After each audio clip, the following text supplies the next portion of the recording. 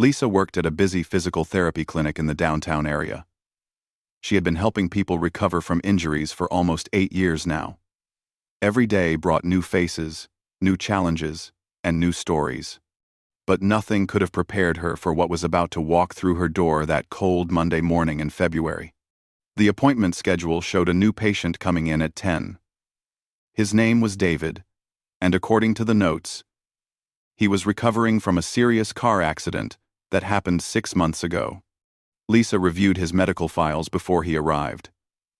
The accident had left him with a damaged shoulder and back injuries. He needed consistent therapy to regain his strength and movement. When David finally arrived, Lisa noticed he moved slowly and carefully, like every step caused discomfort. He was a tall man, probably in his early 30s, with tired eyes that suggested he hadn't been sleeping well. His clothes were neat but hung loosely on his frame, as if he had recently lost weight. There was something about his demeanor that caught Lisa's attention. He seemed nervous, almost anxious, which wasn't unusual for new patients. But this felt different somehow. Lisa greeted him warmly and led him to the therapy room. She explained how the sessions would work and what they would focus on during his recovery. Professional boundaries were important in her line of work, so she always made sure patients understood the process. She told him that while she would need to work on his injured areas, he should always speak up if anything felt uncomfortable or painful. Communication was key to successful therapy. David nodded along but barely made eye contact. He answered her questions with short responses, nothing more than necessary. Lisa had worked with shy patients before, so she didn't push too hard. Some people needed time to open up and feel comfortable. She figured he was just dealing with the frustration of his injuries and the long recovery process ahead. As they began the first session, Lisa started with gentle movements to assess his range of motion. His shoulder was stiff, and she could tell the months of limited activity had taken their toll. David winced occasionally but tried to hide it, as if he didn't want to seem weak or complaining.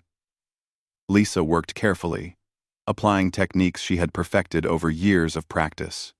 During a brief rest between exercises, Lisa noticed David wore a wedding ring. She made casual conversation, asking about his support system at home. Recovery was always easier when patients had help from family members.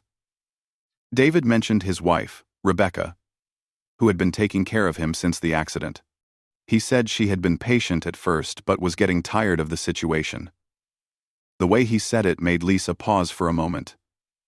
But she continued with the session. Everything seemed routine until Lisa asked David to remove his jacket so she could work on his shoulder more effectively. As he slowly pulled his arm out of the sleeve, Lisa saw something that made her stomach tighten. There was a bruise on his forearm, yellowish-green in color, clearly a few days old. But the shape and location didn't match anything from a car accident 6 months ago. This was fresh, and it looked different from typical injury bruises. Lisa tried to keep her expression neutral. She had seen many types of injuries in her career and knew the difference between accident-related marks and other kinds. But she also knew better than to jump to conclusions. Maybe he had bumped into something at home. Maybe it was just a clumsy moment. She made a mental note, but decided not to bring it up during the first session. As the appointment came to an end, Lisa gave David some simple exercises to do at home. She scheduled his next session for later that week and walked him to the reception area. David thanked her quietly and left, moving with that same careful, guarded manner he had arrived with. After he was gone, Lisa sat in her office for a few minutes, thinking about what she had seen. Something didn't feel right, but she couldn't put her finger on exactly what it was. She had learned over the years to trust her instincts. They rarely led her wrong. Still, she needed more information before she could understand what was really going on with this new patient. She decided to pay closer attention during the next sessions. Sometimes people carried burdens that went far beyond physical injuries. Sometimes the wounds that hurt the most were the ones nobody could see. And sometimes, a healthcare professional became the first person to notice when something was seriously wrong in someone's life. Lisa closed David's file and prepared for her next patient. But she couldn't shake the feeling that this case would be different from all the others. She just didn't know how different it would become. Over the next 3 weeks, David came in for therapy twice a week. Lisa noticed small changes in him with each visit. Some days, he seemed more relaxed, almost hopeful. Other days he arrived looking exhausted and defeated. The progress with his shoulder was good, which should have made him happy, but his mood seemed to depend on something else entirely. During their 4th session, Lisa noticed David wasn't wearing his wedding ring. When patients stopped wearing rings, it usually meant one of 2 things. Either the ring was being resized, or there were problems at home. Lisa didn't ask directly, but she kept the observation in mind. As the weeks went by, David started talking more. Not about anything too personal at first, just small comments about his day or the weather. But gradually, he began to open up about his recovery and how difficult things had been. He mentioned that being unable to work made him feel useless. He talked about how much he had relied on Rebecca for everything: cooking, cleaning, driving him to appointments. The way he described it made it sound less like gratitude and more like guilt. One Thursday afternoon, everything changed. David arrived for his regular appointment, and Lisa could immediately tell something was wrong. His movements were even more careful than usual, and he avoided using his right arm more than necessary. When Lisa asked how he was feeling, he gave a tight smile and said he was fine, just a bit sore. As they moved through the therapy routine, Lisa asked him to lift his arm for a specific exercise. David hesitated, then slowly raised it. But when Lisa gently pressed on his shoulder to check the muscle tension, he suddenly jerked away. It wasn't the reaction of someone experiencing physical therapy discomfort. It was the instinctive flinch of someone expecting pain from a touch. Lisa stopped immediately. She had seen this kind of reaction before, but usually in very different circumstances. She looked at David carefully and asked softly if everything was okay. For a long moment, he said nothing. His jaw was clenched, and he seemed to be fighting some internal battle about whether to speak or stay silent. Then, unexpectedly, his eyes filled with tears. David turned away, embarrassed, trying to compose himself. Lisa waited patiently, giving him space but staying close enough to show she was there if he needed to talk. She had learned that sometimes silence was the most powerful tool a therapist could offer. Finally, David spoke, his voice barely above a whisper. He said he needed to tell someone because he couldn't carry it alone anymore. He apologized for breaking down and tried to explain, but the words came out in fragments. Lisa listened without interrupting, her heart sinking as she began to understand what he was trying to say. David told her that things at home had become difficult. Rebecca was frustrated with how long his recovery was taking.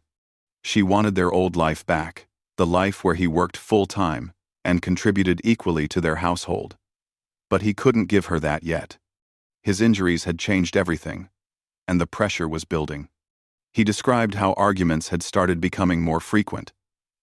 At first, it was just harsh words and complaints. Then, one night, during a particularly bad argument about money, Rebecca had pushed him. He lost his balance and hit the wall. She immediately apologized and said it was an accident, that she was just stressed and didn't mean it.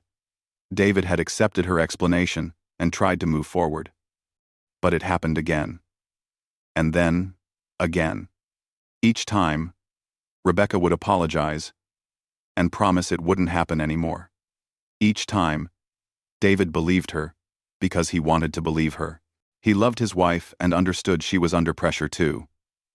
Taking care of someone with serious injuries wasn't easy, and he blamed himself for being a burden. The most recent incident had happened just 2 days ago. Rebecca had twisted his injured shoulder during an argument, knowing exactly where it would hurt the most.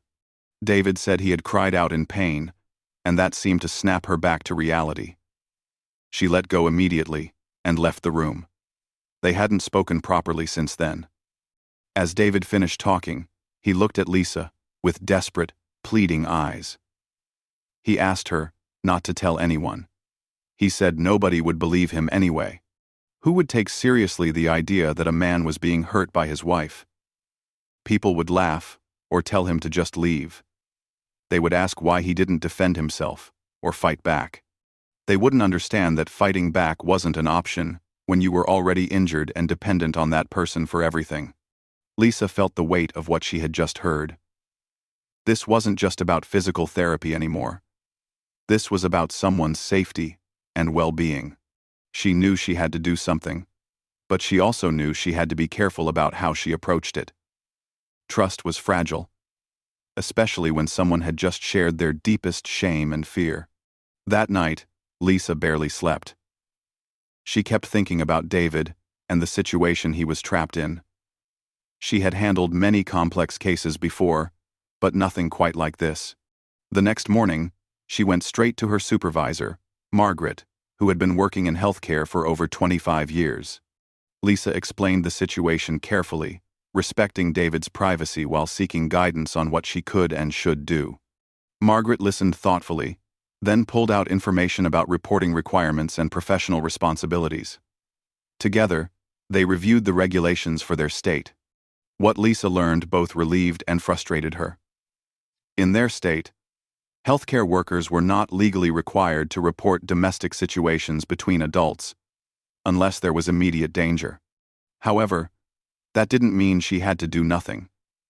There were resources she could offer, information she could provide, and support she could give without breaking David's trust or violating his privacy. Margaret suggested Lisa contact a local organization that specialized in helping people experiencing domestic problems.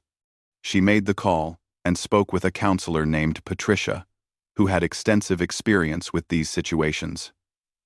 Patricia explained that what David was experiencing was more common than most people realized. Many people, regardless of gender, found themselves trapped in harmful relationships.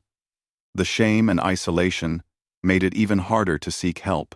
Patricia provided Lisa with information packets and hotline numbers.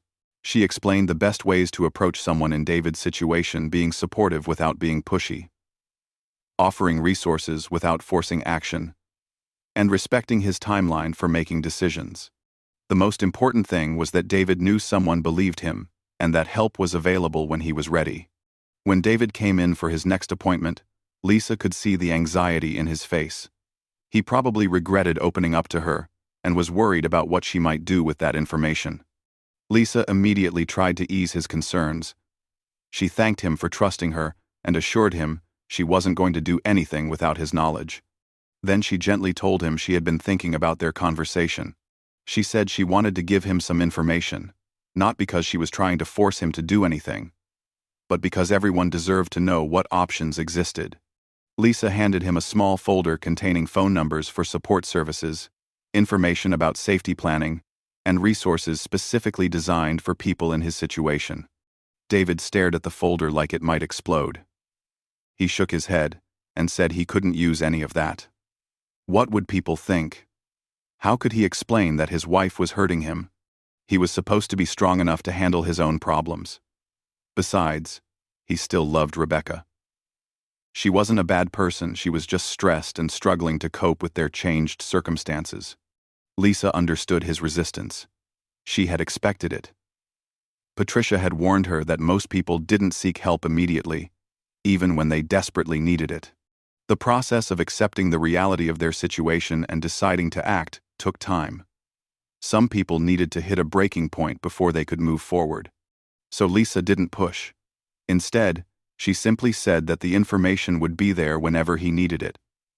She told him that what was happening wasn't his fault, no matter what he might think.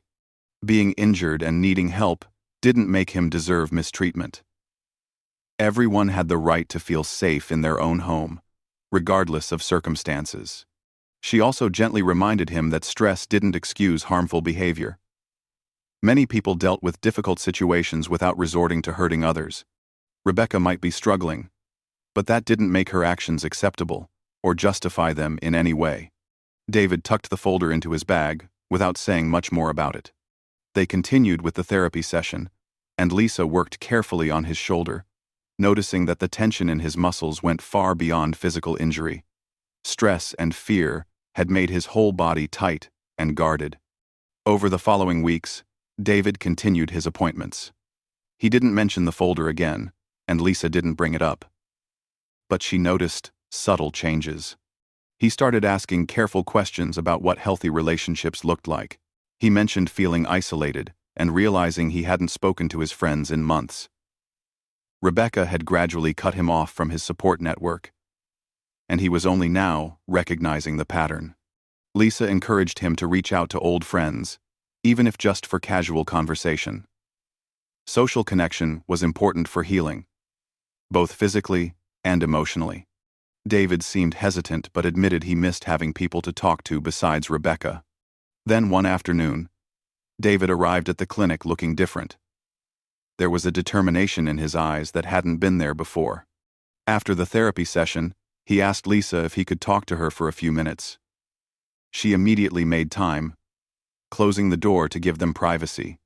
David said he had started calling the helpline number Lisa had given him.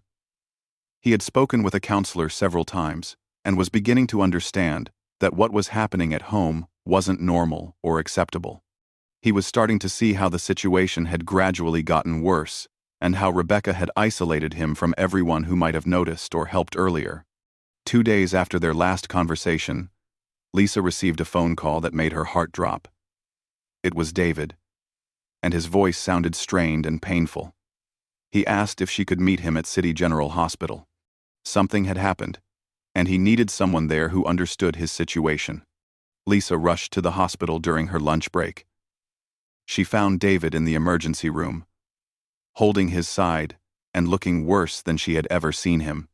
A nurse was checking his vital signs, and a doctor was reviewing X-ray results on a computer screen nearby. When David saw Lisa, relief washed over his face. He told her what had happened the night before. He and Rebecca had gotten into another argument, this time about him speaking with a counselor. Rebecca had somehow found out he was seeking help outside their home, and she was furious. She accused him of betraying her, of making her look bad, of exaggerating everything. The argument escalated quickly. David tried to walk away to calm things down, but Rebecca followed him to the stairs. What happened next was still unclear in David's mind, whether she intentionally pushed him or just shoved him out of anger, but the result was the same. He fell down half a flight of stairs before catching himself on the railing. The fall had caused a fracture in one of his ribs. The emergency room doctor told him he was lucky it wasn't worse. The rib would heal on its own with rest, but it would be painful for several weeks. When the doctor asked how he fell, David had given the standard answer. He lost his balance. It was just an accident, nothing to worry about. But now, sitting in the emergency room with Lisa beside him, David said he was done lying. He was tired of protecting someone who kept hurting him. He was exhausted from making excuses and pretending everything was fine. The fall down the stairs had been his breaking point. Lisa stayed with him as he spoke with a hospital social worker. The social worker was professional and compassionate, asking questions without judgment. David told the truth this time, the whole truth about what had been happening at home for months. It felt terrifying and liberating at the same time. The social worker explained his options. He could file a police report if he wanted to. He could get a protection order. He could access emergency housing if he needed a safe place to stay immediately. The choices were his to make, and the hospital staff would support whatever decisions he made. David decided to file a police report. When the officer arrived, Lisa could see the skepticism on his face. The officer asked questions that felt more like accusations. Why didn't David just leave? Why didn't he defend himself? Why did he wait so long to report anything? Each question made David shrink a little more. Lisa spoke up then. She explained, as a medical professional, that David's physical condition from his previous injuries made him vulnerable. She described the pattern she had observed over the past 2 months.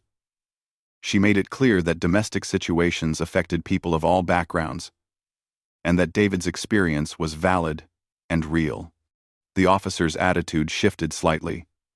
He took David's statement more seriously and documented everything properly. He explained that because there was a clear injury, the report would be forwarded to a detective who specialized in these cases. Rebecca would be contacted and possibly charged, depending on the investigation results. After the officer left, David looked both relieved and terrified. He wondered where he would go now. He couldn't return home, not after filing a report. He had no family nearby, and he felt too embarrassed to contact friends he hadn't spoken to in months. Lisa helped him call his brother, who lived about an hour away. David hadn't spoken with his brother, Kevin, in almost a year. Rebecca had always found reasons why they shouldn't visit, or why Kevin wasn't welcome at their home. Now, David understood that had been part of the isolation pattern. Kevin answered on the second ring. When David explained what had been happening, Kevin's response was immediate. He was coming to get David right now. Within 90 minutes, Kevin arrived at the hospital. The reunion between the brothers was emotional. Kevin kept apologizing for not realizing something was wrong, for not staying in better contact, for not being there when David needed him. David left the hospital that evening with his brother, taking only the few belongings he had brought with him to the emergency room. Everything else was still at the house he had shared with Rebecca, but those things didn't matter anymore. His safety mattered, his health mattered, his life mattered. Before David left, he thanked Lisa for everything she had done. He said she was the first person who truly saw what was happening and believed him without question. She had given him the courage to speak up and the support to take action. He didn't know where his life was headed now, but at least he was moving toward safety instead of staying in danger. Lisa watched them leave, feeling a mix of emotions. She was glad David was safe, but she knew the road ahead would be difficult. Recovery from this kind of experience took time, and there would be legal issues, emotional healing, and practical challenges to face. 6 months passed. Lisa continued her work at the clinic, treating patients and helping them recover from various injuries. She often thought about David and wondered how he was doing. She had no way of knowing unless he chose to reach out, which she completely understood. Sometimes people needed to move forward without reminders of difficult times. Then, one Tuesday morning, Lisa saw a familiar name on her appointment schedule. David had booked a follow-up session. When he walked through the clinic door, Lisa almost didn't recognize him. He looked healthier, stronger, and more confident than she had ever seen him. He was walking without any assistance, and the constant tension that used to define his posture was gone. They went to the therapy room, and David immediately started sharing what had happened over the past 6 months. Living with his brother had given him the space and safety to begin healing. Kevin had been incredibly supportive, helping David find a good therapist who specialized in trauma recovery. The therapy sessions had been difficult but necessary, helping David understand the dynamics of what he had experienced and process the complicated emotions that came with it. The legal process had been challenging too. Rebecca was charged with assault, and there had been court dates and protective orders and lawyers involved. The whole thing had been emotionally draining. But David felt it was important to hold her accountable, not out of revenge, but because actions had consequences, and pretending otherwise would have minimized what he went through. The divorce was finalized 2 months ago. It had been painful to let go of the marriage and the life he thought he would have, but David recognized that the relationship had become something harmful and unhealthy. Ending it was necessary for both of them to have a chance at better futures. David also told Lisa about something unexpected that had come from his experience. He started attending a support group for people who had been in similar situations. At first, he just listened to others share their stories. But eventually, he began sharing his own. He was surprised to find that his story resonated with many people, and that sharing it seemed to help others feel less alone. This led to him getting involved with a local organization that worked to raise awareness about domestic situations affecting people regardless of gender. David began speaking at community events, sharing his experience to help educate others. It was scary at first, being so vulnerable in front of strangers, but it also felt purposeful. If his story could help even one person recognize their own situation or give them courage to seek help, it was worth the discomfort. David's physical recovery was also complete. His shoulder had healed well, and with consistent therapy and exercise, he had regained full range of motion. He was back to work, living independently in a small apartment, and reconnecting with friends he had lost touch with during his marriage. As they talked, Lisa performed a final evaluation of his shoulder and back. Everything checked out perfectly.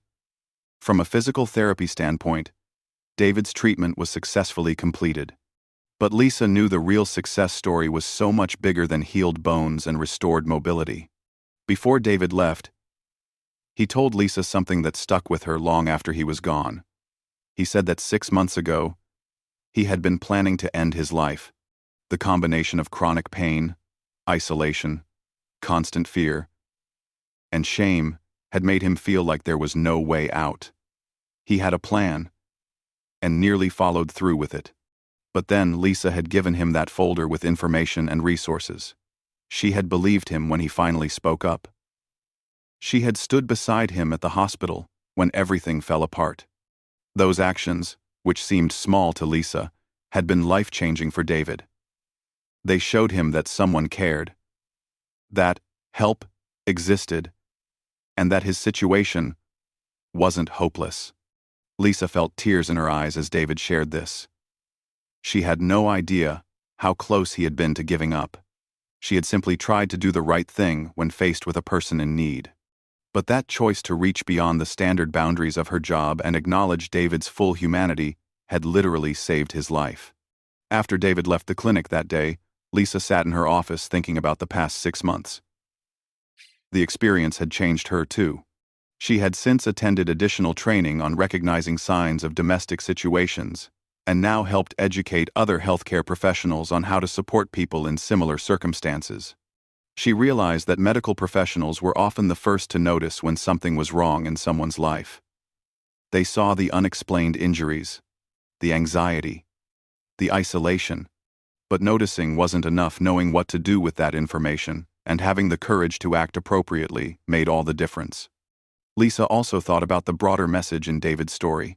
Society often had narrow views about who could be affected by domestic situations. Many people assumed it only happened in certain relationships or to certain types of people. David's experience showed that anyone could find themselves in a harmful situation, and everyone deserved support and resources to get safe. The story reminded Lisa why she had chosen healthcare as a career. Yes, helping people heal from physical injuries was rewarding. But sometimes the most important healing happened when you recognized that a person was more than just their medical chart. They were someone with a whole life, facing challenges that might not show up on an X-ray or in a diagnosis code. As Lisa prepared for her next patient, she felt grateful that David had walked through her door 6 months ago. Not because of what he had endured, but because of what his courage had taught her. Sometimes helping someone meant taking risks and stepping outside comfort zones. Sometimes it meant believing someone when others might doubt them. And sometimes it meant understanding that true healing required addressing more than just physical wounds.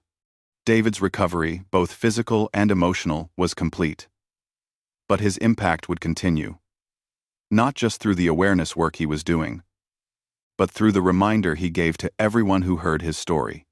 The reminder that speaking up mattered, that asking for help took strength, and that one person's willingness to see and respond to someone in need could change everything.